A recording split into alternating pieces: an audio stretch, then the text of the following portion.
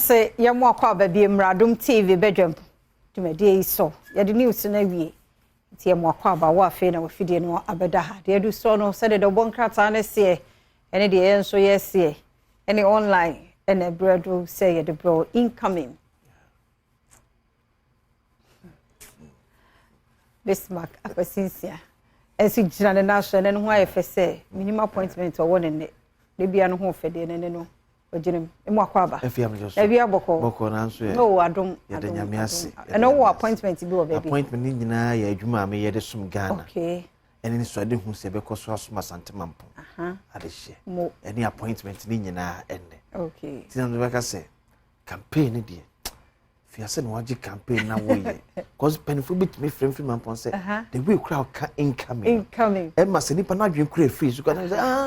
say Dachi mi wo baby. Who say dachi na edwin ho. Enye the past. Sir. We are thinking about the future. Sir. Who represents the future? Then so bebem. Not there. Na me ya duma. Kwani amode pe ne esre no. So de be baye. Na me ama say twa me ho afre wo. Honorable. Ibeti mi no akasa. Incoming. Eti Bismarck akwasi sia. No na kwasi ma yen kasa kakra. She ewiase eti kwasi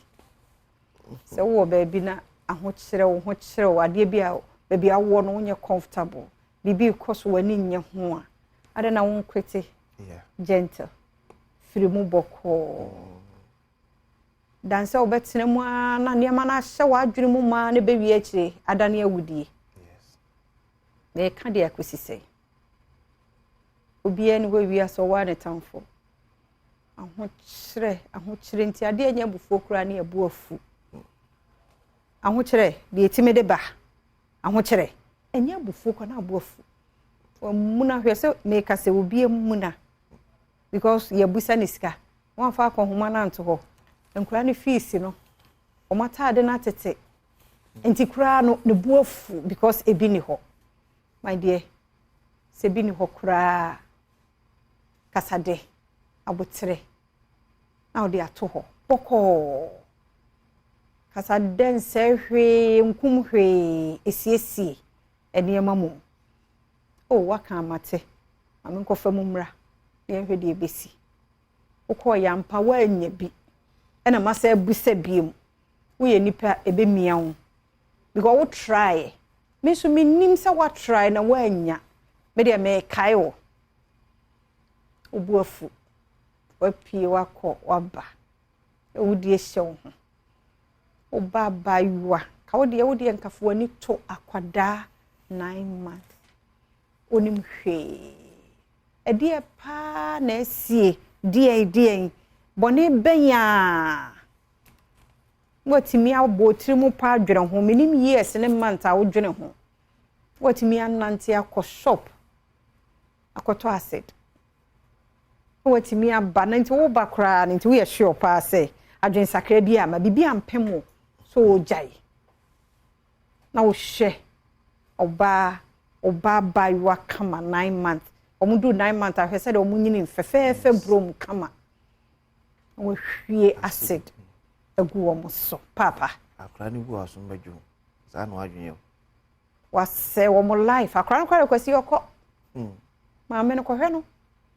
from ne hanyina ebia because the society nso eka ho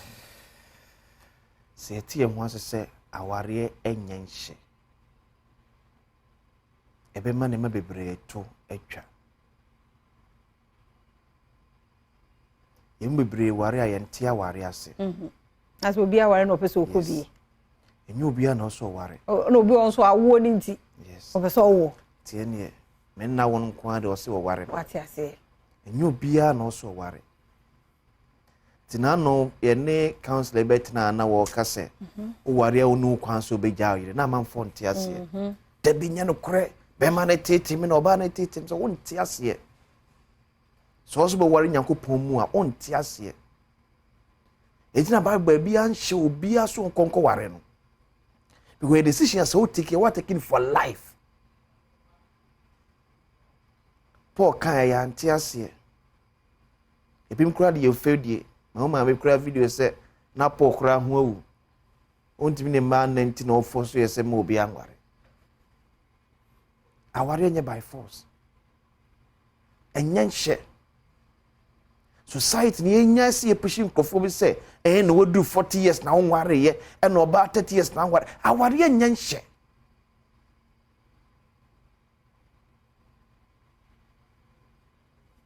ya sha manfo mu di kokotium ti akowura bibia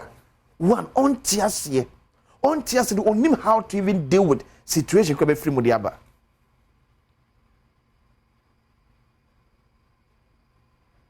me fe nyina bo ne fanche yen atese ni pasesa na adwene oh yes na de enya asore ho enya asore ho ada na obi abayo otete na nyini 29 years you see ede na koto kolebu what's saying in life yes what's a kune banka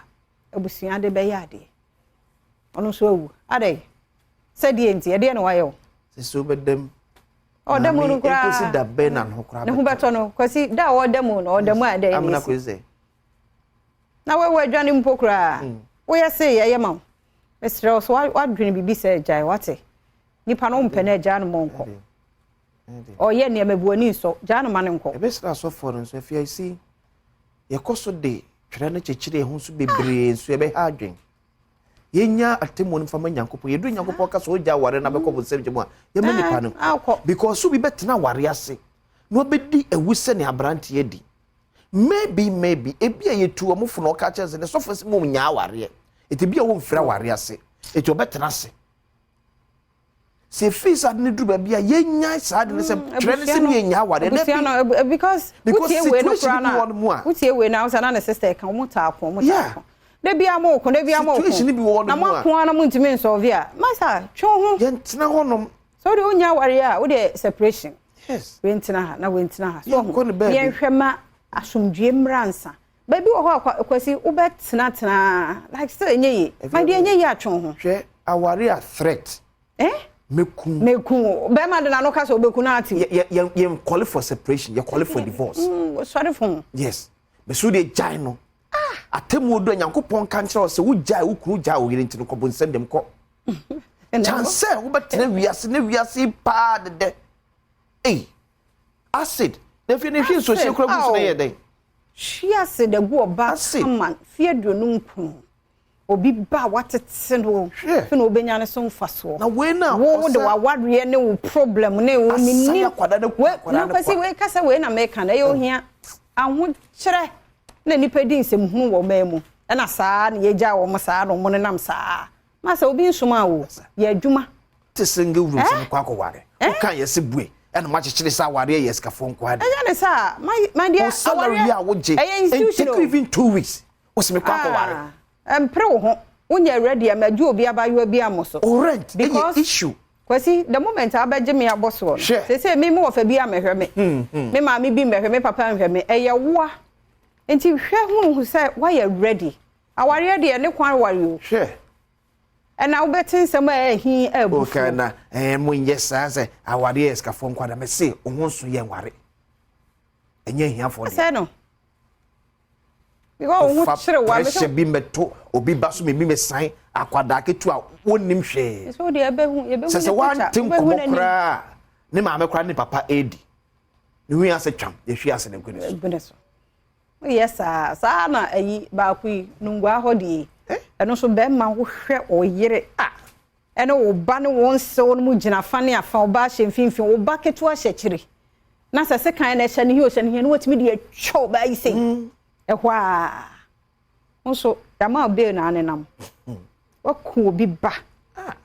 na yama be na anenam ora mo nkoso a so di akire a nkoso a wate adai adi anu wa ye sika wo nyakora nu ba bia se chinchi na me nkrofo ware ntimi so me ware ani aka to bi etimi so ware hwe yesa ware empranche ene wo nya bia betimi aka ko adwena kire no ohun so ya me nkwa ware no ohun so ya entra sangirum kofo bi ba metena nchen na ade ahomete bebo na kunu yo hia din sem hunu na mu edi enkoda se edi ade achichire ho so ta kofo so pay sex pa yeah sure yes and no evidence be research be oh efia and there so be ape nyame ade bi oboye bi aye eye papa nso se no de ye bebem ba chale kejua we you should free isi kan so ye fia oh ti mo amoba na mayo an millicent asefo munye careful yenka se ko rush sikani di unya bi eye but money na ho bi mo no ode pa obedre ne mranti oba eno ayi skate bi a me hu ta ko wonya serious o he wo dwamu kire ge no pa dwamu because be ma bo coat and wa ye ni wa blow ni ti tu hu na akwane se ayi minerals no ade nyire ho ano o dwam gu ge na sum za afi o ha ma mi bide take away ade aba o se je na munkodi na enen me ba ntem ni nti dwunso no kra ma hwie aguntu kwa akohwie gu na afi munko nsuo ne ade afi bra na gira we na so wo titi no hu so ye de yo de we wo dwam pacha ge ni se wo ska no ne ayi businessmen ayi ayi no and then member no man won de akrobetre kai obeka we nyina a kirew me so mo ani na ho ya mo ani na ho pa osu hwe oba na mane hu se una bi otumfo pono asa krada tese num ga se ya no wa wie e ma so de wani tua ya ti we se ya ne ya homodwe ye e ma de homobo ti ya mi hu de ntia ya mema etete ma because e ma de bibi kakra bi na de awani ye bibi kakra bi ye abadaya ne do so do nti wo kan kra na consider okay anya hwe da chen be yie obeboa nso bu na ya po adwen kese onya tokro no mu wie pe ono wa wie ye ka ne se nyina ne so esre nwan memma no abotre wonya ware awie wonya akwatena ebufo no brosu a wo de pie sa why akododo ho kakra ansa ho asaba enye obia na betimi atena se ade ebufo na so okay sure se wontimi onye sankofo ne bia wo bu afie obetimi ayi ni kura oh fa ngon kasa asa ne o kakra wonte ai sa do fo no omtwema so ya pa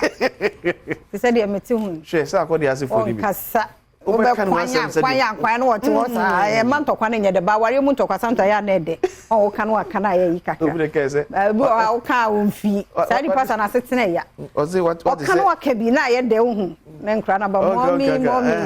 tu hwe na sa wontimi soki de na pie sa e man no kwan kakra especially nkra wo mu a we ba no sa akwa ne nkra no kra jechira kwa to mu tirim tuba ya no akwa akoda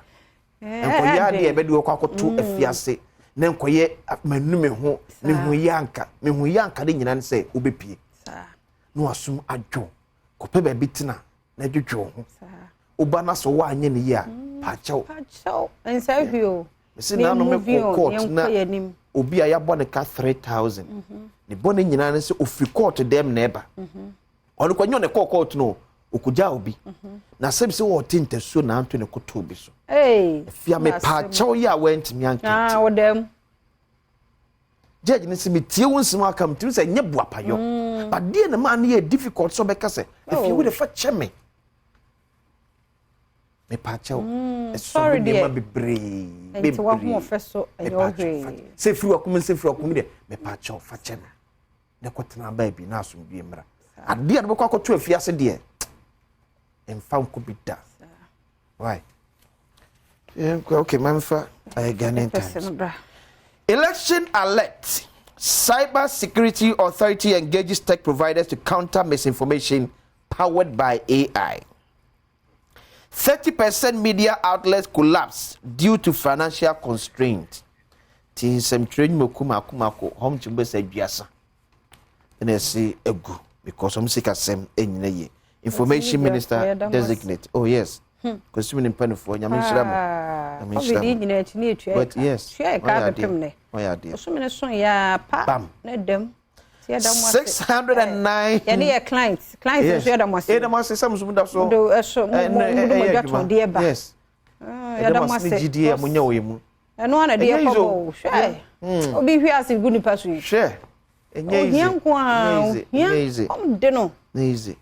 Yim say denia busumi ba besu oh adesu adwuma wura no musu ne de ani age Wa bi adwuma bia no bosome no run fast ma o ba ya ya agenda is slow. It's slow. Say this and 19 via yes. Ba adwuma run na say Nanya last year na esi April mu na yedu 19th. Konfaso na nsi su ye. Sa nti Awurade hu ye mobbo obi o ye adwuma bi enkoso na nsi ye se be ya ye nso a ye de bitua ye ka no. Enso ye benya bi nti emi hyehyɛ ye adwuma mpanifo. Sa ene adwuma ye ye. Sa. Why? Hwɛ, bompa yo. Bufu nkotere adwuma mu. Na mse da adwuma ne beka se atom no. Na abahu.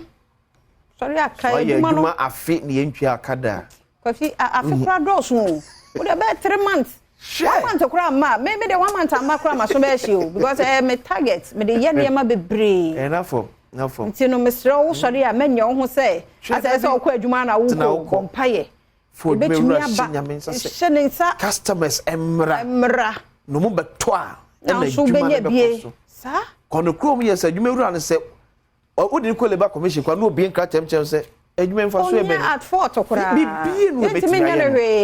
bibie no betimi onka so wontua onya wo betua no onya ta so no any account no ne dem no enso okura wo salary no tinya bo apayo sa tie mo mpa ya me adwuma why wadwe nya wo sɛ bio obi na ebi adwuma sɛ on kwa beti na busuafo ya nkomo ye no afa me da bi hwɛ sɛ da be kem afi ba ko no afira ono experience and 609 died in road crashes first quarter. But how many years? How many years? Now ko ya ntuaka. Wo de wo e so sore na opa bi akwkwasi ho paper ho. Paper ho no e abunu mu sum mo sumpa. Ko wo ma je wafi wa manie mu. O se ya wie time na so. Ghanaian Times. Aso. Eda se wate. Mi sraw. Sorry bia wo de mpa na ka wo. Ye fancy ha gudie mu nsam. Eric said body de twaso health tips no so ye twaso sister Sandy wo ho na afia semideka interview ahodo bi pensem mu beba yeda se